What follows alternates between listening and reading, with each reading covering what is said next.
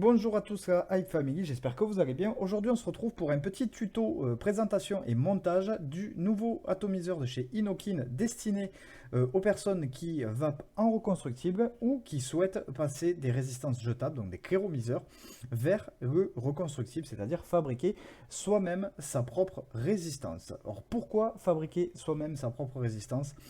Tout d'abord, dans un souci de goût, de plaisir gustatif avec sa vape, le reconstructible a un rendu supérieur en termes de saveur, mais aussi en termes de praticité et de longévité au niveau des résistances. Voilà, vous allez voir, ce kit est particulièrement bien fourni. Inokin a pour habitude de très bien fournir ses produits reconstructibles pour que l'utilisateur, débutant ou non, ait toutes les clés en main pour pouvoir démarrer sereinement le reconstructible. Donc ici, nous sommes sur le RS2 en version 22 mm. Je précise 22 mm, pourquoi? Il s'agit d'une version d'évaluation. La version qui est commercialisée est une version 24 mm, donc un petit peu plus large, avec une contenance de 4 ml en liquide, alors que celui que je vous présente aujourd'hui a une contenance de 2 ml. Voilà, donc ils sont exactement pareils.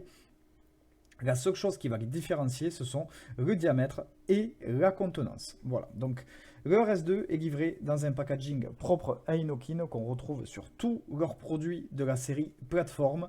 Donc Plateforme parce que c'est designé par Pi Bussardo donc, et Vaping Ring qui sont deux influenceurs américains qui sont très engagés dans le sevrage tabagique, et donc ce sont ces deux personnes qui ont designé tous les produits de la série Plateforme.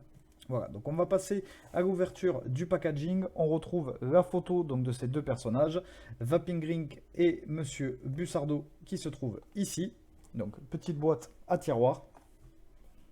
On ouvre le packaging, voilà, petit cœur des deux créateurs avec une petite carte qu'on retrouve dans tous les kits de la série Plateforme, qui explique qu'en fait leur souci c'est vraiment le sevrage tabagique, et donc du coup qu'ils essayent vraiment de designer des produits qui soient le plus simple et le plus facile possible et qui procurent beaucoup de plaisir à l'utilisateur. Voilà. Donc dans la boîte, nous allons retrouver un support en plastique dans lequel est logé l'atomiseur, donc ici le RS2, hop, qu'on va mettre de côté.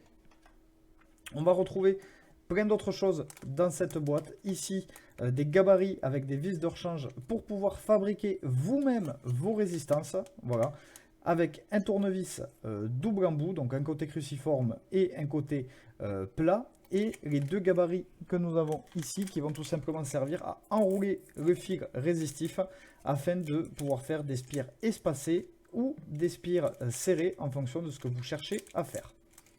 Hop, donc les vis de rechange, le gabarit ici, donc avec un filetage qui va nous permettre de pouvoir espacer nos spires le plus simplement du monde pour les droitiers et pour les gauchers, ainsi qu'un petit tournevis que vous pouvez même accrocher à vos clés avec un côté cruciforme et un côté embout plat. Voilà, donc aujourd'hui, pour cette vidéo, vous allez voir, on va utiliser juste tout ce qu'il y a dans la boîte. Je ne vais pas utiliser d'autres outils à part une pince coupante. Voilà, donc on va mettre les outils de côté avec les vis de rechange. On va retrouver ensuite dans la boîte, donc tout est écrit sur les poches, donc ça c'est plutôt pas mal. Donc nous allons avoir un réservoir de remplacement teinté, des joints de couleur et un drip tip incurvé. Donc le drip tip c'est l'embout buccal. Donc nous avons ici, hop, tout ce petit monde qui sort. Donc des joints blancs, des joints verts et un réservoir légèrement fumé, teinté, avec aussi un joint pour le remplissage en supplément. Un second drip tip métallique incurvé, donc vous pouvez voir le drip tip qui est fourni d'origine est un drip tip en dégrain ou en pomme, donc dans une matière plastique. Ici nous avons un drip tip un petit peu plus haut dans une version métallique. Hop, comme ceci. Donc on va mettre tout ça de côté. Hop, le deuxième réservoir que vous voyez ici, donc il va totalement changer le look de votre atomiseur. Et pour finir, on va retrouver du fil résistif, donc pour pouvoir faire vos propres montages, de résistance déjà pré-roulée, voilà, si vous avez envie de commencer par la facilité. Dans tous les cas, vous avez du fil fourni en plus, et ce fil, c'est du Cantal en 0,40. Voilà, et deux résistances à un homme pré-monté. Voilà, avec un pad de coton japonais. Donc on va l'ouvrir, et on va réutiliser tout ceci. Et on fera un petit cours pour les débutants qui veulent apprendre à faire leur résistance chez eux. Donc vous voyez, une résistance, ce n'est ni plus ni moins qu'un fil qui est entouré autour d'un gabarit. Donc là, par exemple, on est sur des spires espacées. Donc ça pourrait être ce que nous aurions fabriqué avec ce gabarit. Voilà. Donc on en fabriquera une juste après. Donc à deux résistances préfaites, plus une bonne longueur de fil pour pouvoir faire vos propres montages. Allez, on continue avec la découverte du packaging. Une notice d'utilisation. Hop.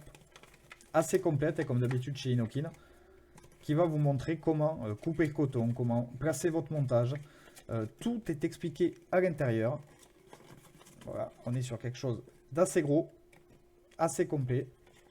Hop. Au niveau des langues, alors qu'est-ce qu'on va avoir comme langue? On va avoir de l'italien, on va avoir du polonais. On va avoir quoi d'autre? Italien, de l'allemand, de l'anglais, du hollandais, de l'espagnol, du grec. Hop. Et malheureusement, il n'y a pas de français. C'est dommage. Hop, je vérifie bien, mais non, il n'y a pas de français. Hop. Voilà. Après, les dessins sont assez parlants pour pouvoir vous fournir les explications dont vous avez besoin. Et puis cette vidéo est là pour pouvoir vous aider. Alors, on va démonter cet atomiseur, donc le RS2. Donc on commence par la partie embout buccal. Donc c'est un drip tip au format 510. On remarquera que sur le drip tip noir, nous avons une petite excroissance qui rappellera certainement le slide aux utilisateurs. Donc en fait, ce petit ergot que nous avons ici va tout simplement empêcher l'ouverture du réservoir si vous ne le désirez pas. Donc on va enlever le drip tip pour pouvoir pousser ici et procéder au remplissage. On peut voir qu'il y a un renfoncement ici au centre. C'est là que l'embout vient se verrouiller pour empêcher toute ouverture non voulue. Voilà, donc le remplissage va se faire par ici. Alors, je prends juste un petit tournevis pour vous montrer. Donc ici, on va se retrouver avec une membrane anti-reflux. Donc il va nous permettre de remplir notre liquide ici. Une fois le remplissage fait, nous aurons qu'à refermer le réservoir et à remettre notre drip tip pour vapoter. Ici, nous avons donc notre réservoir en verre avec un joint sur la partie haute, un joint sur la partie basse pour assurer l'étanchéité. Vous avez des joints de rechange. Donc d'origine, c'est du transparent. On a du blanc ou du vert en fonction de comment vous souhaitez personnaliser votre atomiseur. Sur la partie basse, on va retrouver le réglage de l'arrivée d'air qui est sur roulement à billes. Je ne sais pas si vous l'entendrez, mais lorsque je tourne la bague, j'entends le petit cliquetis de la bille. Donc on va être sur un atomiseur qui va avoir une vocation d'être sur du tirage type cigarette, donc du tirage serré. Vous pouvez voir ici que nous avons plusieurs petits trous, chacun d'un diamètre différent, qui vont permettre de vraiment régler finement votre tirage. Si vous souhaitez vraiment une expérience en tirage très serré, il vous faudra utiliser le second trou qui se trouve ici, et donc par simple rotation, vous pourrez choisir un seul trou de l'arrivée d'air pour avoir un tirage réellement serré. Sur le dessous, on retrouve le nom de l'atomiseur ainsi que le nom du fabricant. Alors, pour accéder au plateau de montage, on va dévisser cette partie-là. Donc, je la dévisse. Alors, il se peut que d'origine, elle soit serrée assez fort. N'ayez pas peur, c'est normal. On desserre et ça se fait tout seul. On retrouve ici notre cheminée et notre réservoir qui est ici. Le réservoir est tenu par le joint, donc il vous suffira de pousser comme ceci pour sortir le réservoir et éventuellement passer sur le réservoir teinté. Voilà. Je vous montre le rendu avec le réservoir teinté. Hop.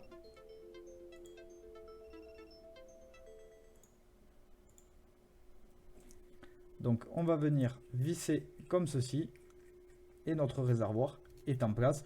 Et donc vous en avez un deuxième de rechange si jamais vous le faisiez tomber et que vous le cassiez. Voilà. Hop. On ressort le réservoir comme ceci et donc on remet le transparent comme ceci. Alors, le plateau de montage, le cœur de la bête. Donc, on peut retrouver deux plots verticaux qui vont tout simplement servir à tenir votre fil résistif. Hop là. On va se faire un petit zoom pour que vous puissiez voir le mieux possible. Hop. Voilà. Donc, on va retrouver ici les deux vis qui vont nous permettre de venir emprisonner notre fil résistif. J'essaye de vous mettre ça le mieux possible. Voilà, comme ceci. Donc ces deux vis, il vous suffira de les dévisser. Donc j'ai dit que j'utilisais pas d'autres outils. On va utiliser les outils qui sont fournis par le fabricant. Donc le cruciforme. Et donc nous sommes sur des postes verticaux. Hop. Et il nous suffit de dévisser comme ceci pour donner de l'espace ici afin de pouvoir passer notre fil résistif. On procédera pareil des deux côtés. Ici, nous avons les emplacements pour le coton. Donc nous viendrons passer notre coton à l'intérieur de ces rigoles et elles viendront au contact de la partie basse ici. Innovation sur cette RS2, vous avez un second contrôle de l'arrivée d'air par le centre ici. Vous pouvez tourner cette molette afin d'ouvrir ou de rétrécir la sortie d'air directement sous la résistance. Alors, pour la régler, on a des crans sur le côté ici. Et donc, on va pouvoir hop, jouer dessus comme ceci. Et là, vous voyez, le tirage va complètement changer en fonction de la rotation que je vais lui donner. Voilà, on peut donc avoir un airflow complet comme ceci ou le réduire un tout petit peu ou beaucoup en fonction de ce qu'on veut faire. Voilà, donc moi pour ma part, je vais les laisser ouverts au maximum. Alors, on va commencer par le montage. Hop, donc je vais venir fixer l'atomiseur sur une box pour plus de praticité. Hop, comme ceci. On va se faire la mise au point qui va bien. Voilà, donc notre plateau de montage est ici. Donc dans un premier temps, ce que nous allons faire, c'est dévisser les deux vis afin de laisser totalement la place pour venir passer le fil résistif à l'intérieur. Hop, donc c'est assez serré d'origine. Hop, on dévisse comme ceci des deux côtés. On va donc prendre une résistance qui est prévue par le fabricant et on va quand même en fabriquer une pour que vous puissiez voir le principe de fonctionnement. Donc pour ce faire, je prends la bobine qui m'est fournie dans le pack. Voilà, je déroule le fil. Donc je vais prendre une longueur d'à peu près 10 cm environ.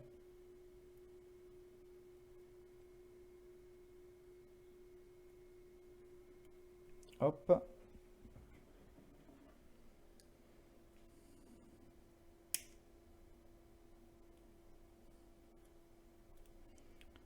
Donc voilà, une longueur d'à peu près 10 cm, comme ceci.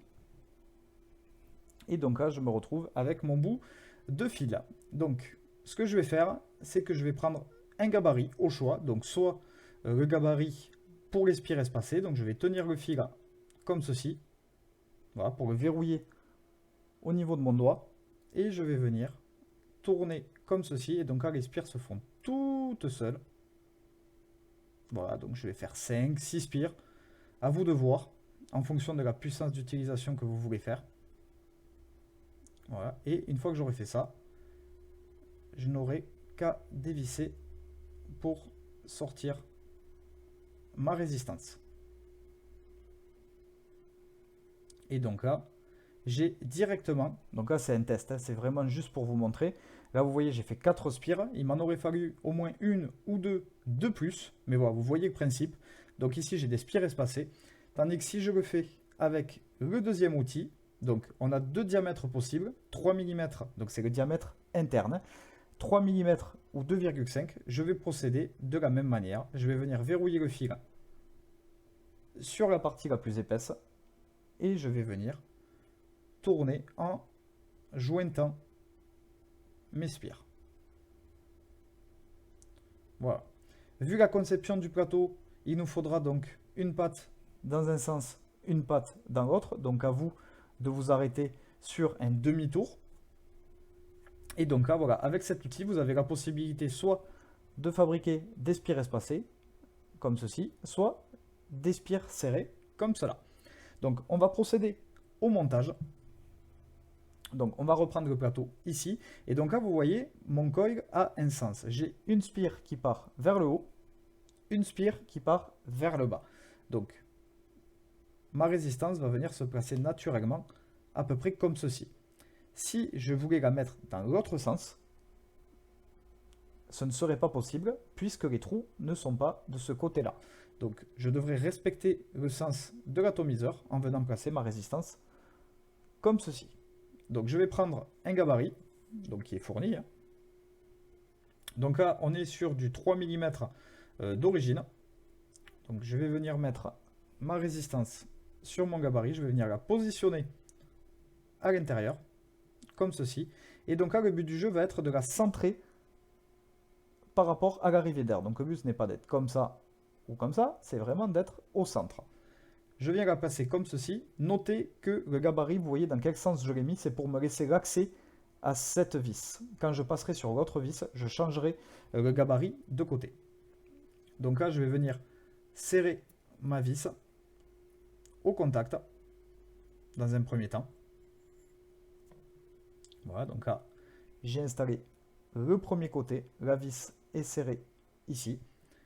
Je vais venir faire le deuxième côté, toujours avec mon gabarit pour maintenir ma résistance en place afin qu'elle ne se déforme pas pendant le serrage. Donc hop, on va procéder pareil.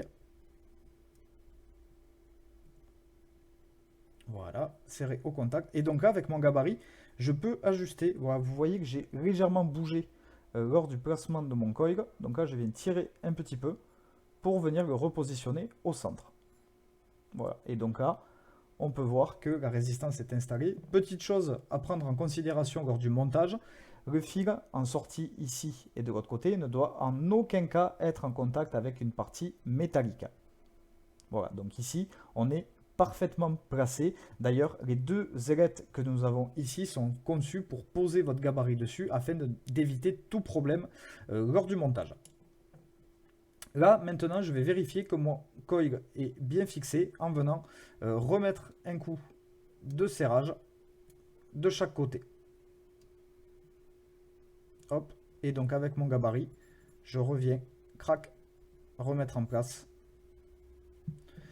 Comment savoir que ma résistance est bien en place? Je viens titiller le fil. Si ma résistance ne bouge pas, ça veut dire que le fil est bien serré. Voilà, donc là, nous sommes bons. Je vais prendre donc une pince coupante et je vais venir couper à ras le fil résistif sur le plateau de montage.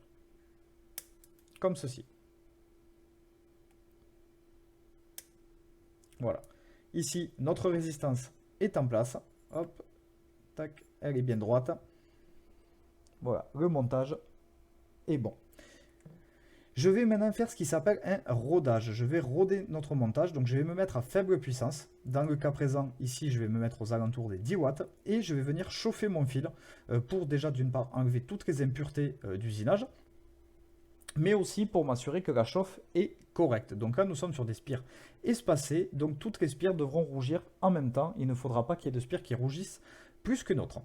Si j'étais sur des spires serrées, donc comme je vous ai montré tout à l'heure dans l'exemple, sur des spires comme celle-ci, la chauffe démarre au centre et va vers les extérieurs.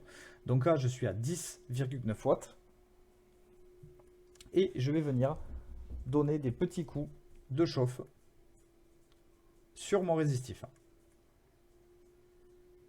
Hop, là on peut voir que ça rougit parfaitement.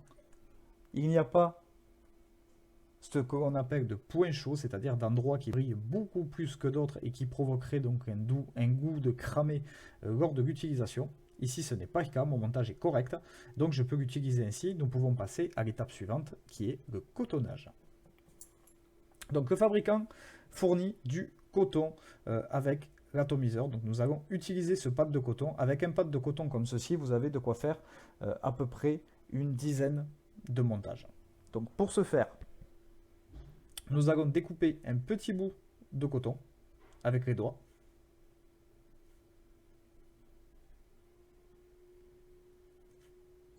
Hop, comme ceci.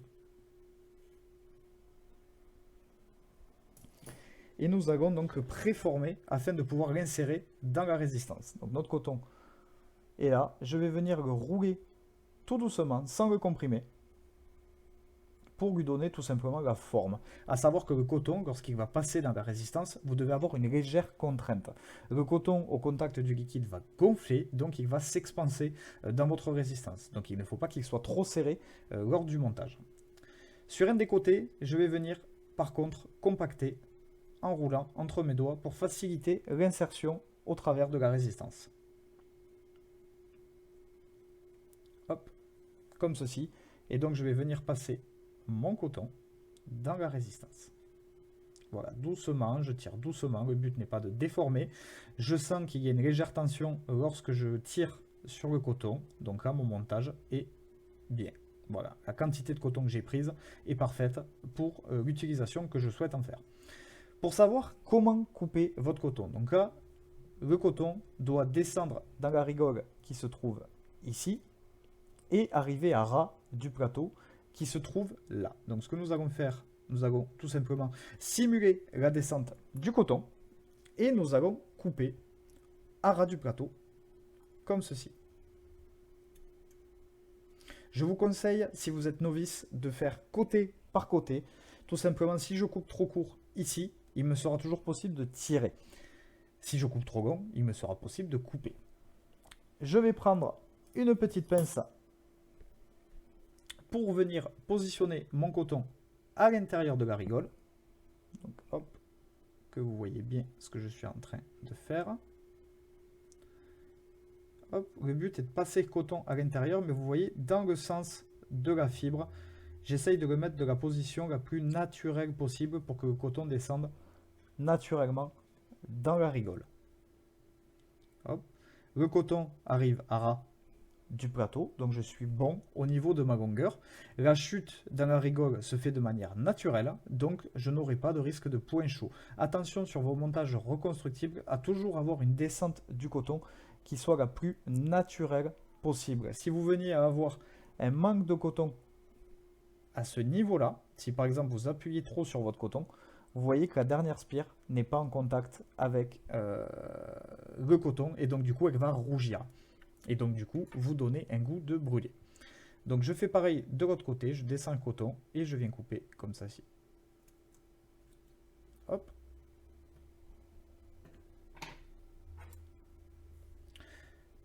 Et on reprocède à la même opération, c'est-à-dire qu'on vient descendre le coton dans la rigole. Alors ma pince est un petit peu fatiguée, je vous l'accorde. Hop.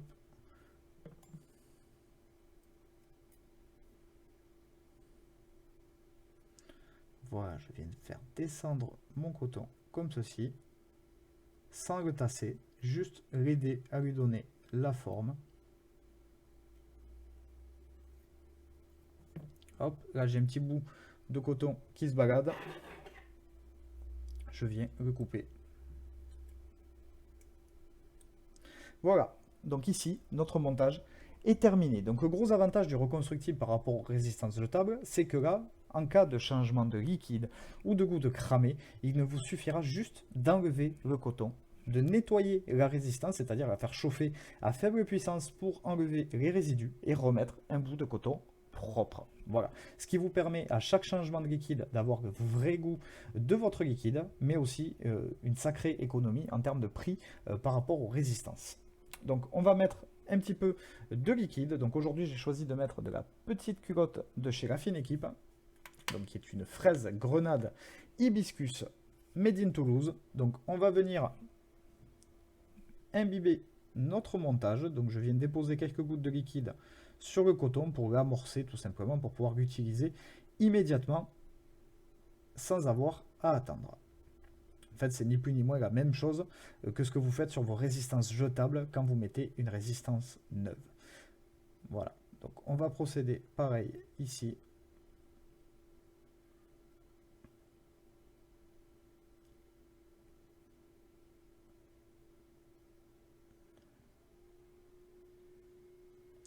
Et on va venir en mettre un tout petit peu sur le dessus. Voilà.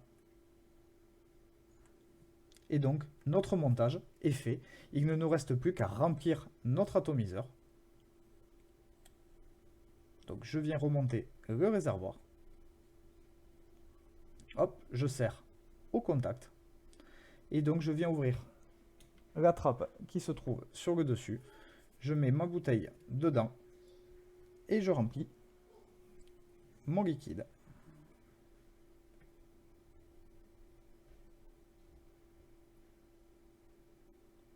Comme ceci. Hop, une fois rempli, je referme et je remets mon drip tip. Voilà, donc je vais augmenter un tout petit peu la puissance. Je vais me mettre à 16 watts.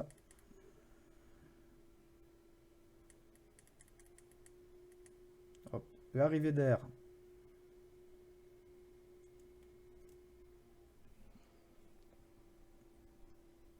on va l'ouvrir à fond.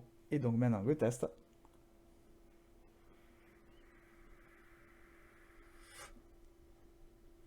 Et ça va parfaitement bien.